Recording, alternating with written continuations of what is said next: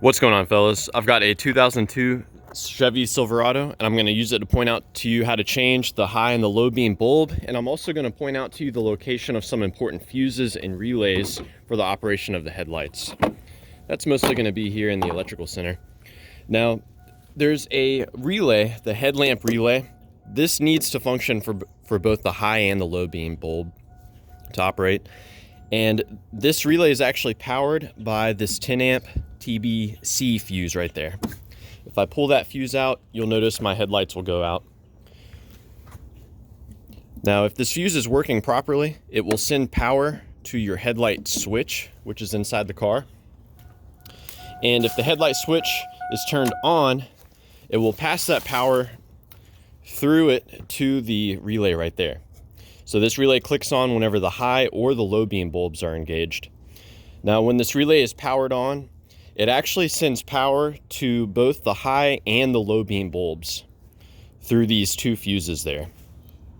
The 15 amp fuse closest to me right here, this is for the left hand side, for the driver's side there. You can pull that out, check to see if it's intact. This one is. And the one next to it, that's for the passenger side, the right hand side.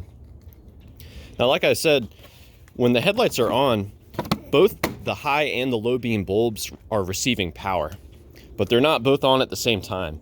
The way the car dictates which one comes on is it provides a ground to the desired headlight. So when the low beam light is on, this one, both of these are receiving the power, but only this one is being sent a ground. And when you turn on the high beams with the switch, it will then send a ground to this.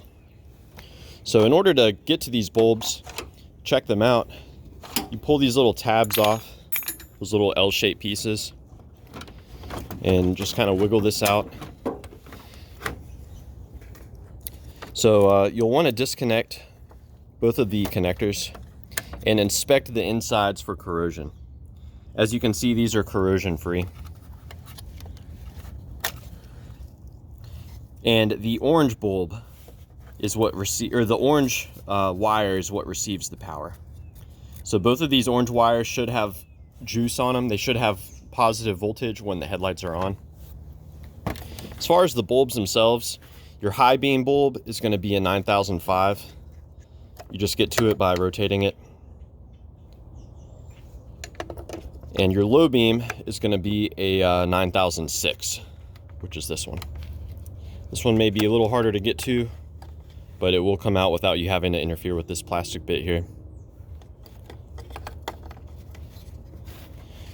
So yeah, if your headlights are not working, you'll want to check the bulbs, check the relay and the fuses, and check to see if it's receiving power and ground. If they are receiving a power and not coming on, then you know the problem is with the ground. And there may be, a problem with your multifunction switch, which is this right here. In the past, I've had luck by just kind of messing with it. Sometimes the contacts in there can get corroded. And as far as reinstalling this, it's pretty simple. Just hook these back up. Now, if you find that there is corrosion inside of your connectors, you can just go to pretty much any auto parts store, and what this is called, it's called a pigtail. So that's what you'll want to ask for. And this just kind of goes back in. You've got to line up the holes, and these pieces will slide back down. So yeah, I hope this was helpful, and let me know if you guys have any questions, or more importantly, any advice about troubleshooting the headlights on your Chevy Silverado.